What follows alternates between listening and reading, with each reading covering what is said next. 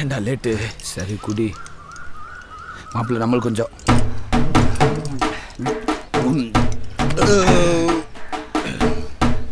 திருவிழாவை நடத்துங்க, நடத்தாம போங்க. நீங்க கரகத்தை தூக்குங்க, தூக்காம போங்க. ஆனா எங்களுக்கு ஆடலும் பால் நிகழ்ச்சி போட்டே ஆகணும், போட்டே ஆகணும்.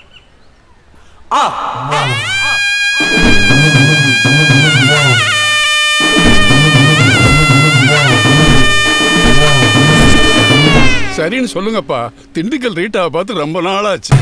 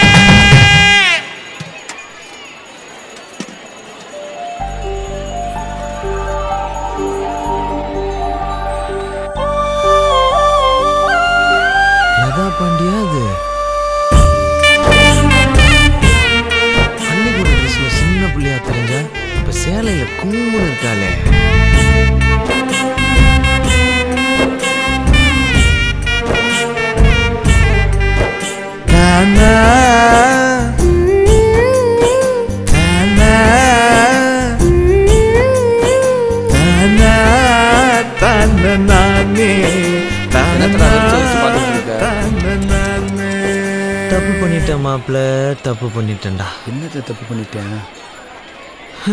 பாவண்டா அந்த புள்ள லதா பாண்டி. இந்நேரம் புள்ள குட்டியோட திருவிழாவுக்கு வந்திருப்பா. நாம தாண்டா தேவையில்லாம வாழ்க்கையில பூந்து அவ கல்யாணத்தை நிறுத்தி இப்ப அவ என்னைய லவ் பண்ணி என்னையவே கல்யாணம் பண்ணி கஷ்டப்பட போறா. So sad. இது எப்படா நடந்துச்சு? அவளை சேலையில பார்த்ததுக்கு அப்புறம் தான் மாப்பிள்ள நான் முடிவு பண்ணிட்டேன்டா. நானும் முடிவு பண்ணிட்டேன்டா, இதுக்கப்புறம் உன் கூட சேரக்கூடாதுன்னு. போட காமெடியனுக்கு தெரியுமா காதலோட அருமை? வில்லனுக்கு தெரிய முடியே.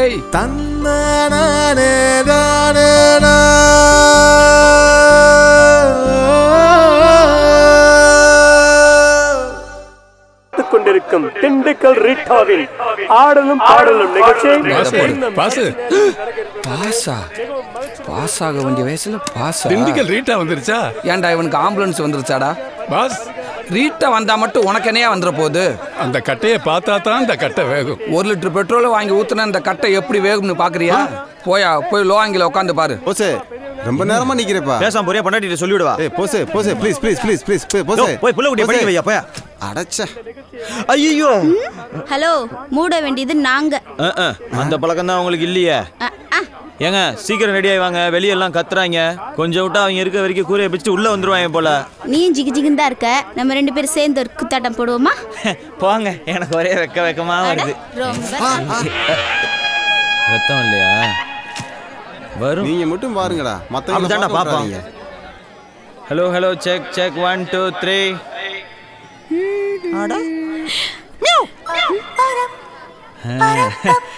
ஒர்க் ஆகல, ஆனா நல்லா வேலை செய்யுது.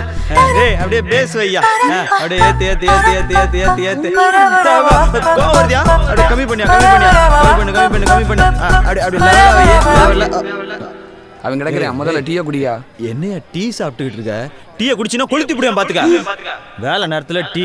இந்த stereo 3D RO 3D DTH என்ன அளவு இருக்குமே அதெல்லாம் இருக்கா இல்லையா? எல்லாம் இருக்கு. என்னத்த கிழிச்சி வாங்கி ஒன்னும் ஒர்க் அவுட் ஆக மாட்டேங்குது. ஹலோ கையடா, அவனுக்கு டிடிஎச் எல்லாம் நான் பாத்துக்கிறேன் மாப்ள. நான் பாத்துக்கிறேன் மாப்ள. நீ பண்றியா? சூப்பர்ரா. இப்ப பாரு. ஹலோ செக் அப்படியே கீழே கம்மி பண்ணியாச்சு மாப்ள. அப்படியே கொஞ்சம் அப்படியே பண்ணு.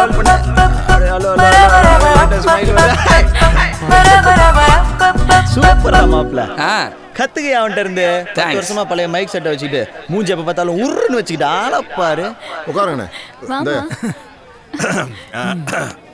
டேய் இப்பதான்டா சட்டையை மாத்தின. கண்டுக்காத. மண்டையில எதுவும் அடிச்சிட்டாங்களா? காலையில கூட சட்டை இல்லாம தான் தெரியுவான்னு நினைக்கிறேன். ஹலோ டோங்கிரி கோஸ், இது அப்படியே படிச்சு மேடையில் நம்மள பில்டப் பண்ண. மேடையில் தானே இருந்த, நீயே படிச்சுக்க வேண்டியதானே. பாத்தியா, இதுக்கிட்ட உள்ளூர் மைக் செட்டுக்காரன் வைக்க கூடாதுன்றது. மாப்பிள்ள கூட உன்னை எப்படி நான் பில்டப் பண்றேன்னு பாரு. அமைதி இந்த நிகழ்ச்சியை துவக்கி வைப்பதற்காக இந்த சுத்து வட்டாரத்தின் இமயம் நம் சிலுக்கு மாறுபட்டின் சிகரம் வருத்தப்படாத வாலிபர் சங்க தலைவர் பேசிருங்க. காலையில் காடு சென்று மாலையில் வீடு திரும்பி மண்ணை பொன்னாக்கும் எனது அருமை விவசாய பெருங்குடி மக்களே, வீட்டில் படிக்கிறேன்னு போய் சொல்லிட்டு வந்திருக்கும் சிறுசுங்களே, எப்ப வேணாலும் போயிடுவோம் போல இருக்கும் பெருசுங்களே, இளைஞர்களை கவர்வதற்கென்றே கலர் கலர் பவுடர் பூசிக்கொண்டு வந்திருக்கும் இளைஞர்களே, இன்னும் இதுக்கும் கை தட்டுறாங்க, மற்றும் மீசைக்காரர்களே, அனைவரையும் வருக வருக என்று வரவேற்பது எங்களுடைய வருத்தப்படாத வாலிபர் சங்கம் சில்லுக்கு வார்பட்டே. அதாவது கட்டுக்கடங்காமல் காத்திருக்கும் கல்லணை வெள்ளம் போல் திரண்டிருக்கும் எனது அருமை மக்களை குஷிப்படுத்த வந்திருக்கும் திண்டுக்கல் ரீட்டாவின் ஆடலும் பாடலும் நிகழ்ச்சியை ஏற்பாடு செய்தது எங்கள் வருத்தப்படாத வாலிபர் சங்கம் என்பதை இந்த இடத்தில் நாங்கள் மகிழ்ச்சியுடனும் ஆணவத்துடனும் தெரிவித்துக் கொள்கிறோம். டென்ஷன் ஆகுது. பல தடைகளை கடந்து இந்த ஆடலும் பாடலும் நிகழ்ச்சி நடந்து கொண்டிருக்கிறது என்பதை இந்த இடத்துல நான் பதிவு செய்து கொள்ள விரும்புகிறேன். வாய் கொள்ளறதா இல்லையா? தண்ணி குடிக்கலாமா இல்லையா? எங்கடா? Excuse me. No poison. சமாளிக்க வேண்டியிருக்கு. அதாவது இன்னும் நிறைய விஷயங்களை உங்களிடம் நான் பேச ஆசைப்படுகிறேன். ஒருத்த ஆரம்பிச்சிட்டா. சூப்பர். அண்ணனின் நானே கிணங்கி இத்துடன் எனது உரையை முடித்துக் கொண்டு உங்களிடம் விடைபெறுவது வணக்கம். போதும், திண்டுக்கல் ரீட்டாவா வர சொல்லுங்கடா, வர சொல்லுங்கடா. வண்டியில ஏத்துறீங்க? தங்கச்சிக்கு அண்ணன் கொடுக்குற சீதனமா? சீதனமா? ஆமாம்மா.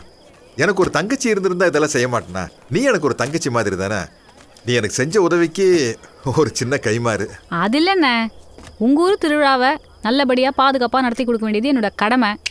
கடமைக்கு எதுக்குண்ணா இந்த கைமாறலாம்? மனசார சொல்கிறேன் தங்கச்சி, என் குடும்பத்தில் நிறைய வசதி இருக்கு. ஆனால் யாருமே 10ஆம் கிளாஸ் தாண்டல. இன்னைக்கு என் பொண்ணு 12ஆம் கிளாஸில் அடி எடுத்து வச்சு ஃபர்ஸ்ட் ரேங்க்ல பாஸ் பண்ணியிருக்கானா? அது காரணம் யாரு? நீ தானே. நீ மட்டும் அன்னைக்கு அந்த கல்யாணத்தை தடுத்து நிறுத்தலன்னு வச்சுக்க, அவன் எவ்வளோ தூரம் வந்திருப்பாளா? அண்ணே, நீங்கள் புரிஞ்சுக்கிட்டீங்களே, எனக்கு அதுவே போதுண்ணே. ஆனால் நீங்கள் நன்றி சொல்கிறதா இருந்தா அந்த போஸ் பாண்டிக்கு சொல்லுங்கண்ணே. போஸ் பாண்டி? தங்கமான பையன், தரமான பையனாச்சே. ஆமா அண்ணே, உங்க பொண்ணு கல்யாணத்தை கம்ப்ளைண்ட் கொடுத்து நிறுத்த சொன்னதே அந்த போஸ் பாண்டி தானே. அந்த பையன் கொடுத்த கம்ப்ளைண்ட்ல தான் நானே உங்க வீட்டுக்கு வந்து கல்யாணத்தை நிறுத்தினேன். சரி, நான் வரேண்ணே. அண்ணே, நான் அன்னைக்கே சொன்னேன் அவனாத்தான் இருக்கணும்னு. இப்ப சொல்லு, என்ன பண்ணலாம்? என்ன பண்றதா? அந்த கூல் மாய் காது இல்லாம தெரியற மாதிரி இவன் தலையில முண்டமா தெரியணும் முதலாளி. அவனை ஆட்டா இருக்கிற மாதிரி எடுத்துட்டு அருவாளை மட்டும் ஏட்ட கொடுப்பா, நான் ஜெயிலுக்கு போறேன். யாத்தே, ஒரு யானைய வந்து பூனை உரசி பார்க்கணுங்கிறத நினைக்கும் போது என்னுடைய ரத்தம் கொதிக்குதே. முடியல, என்னால முடியல.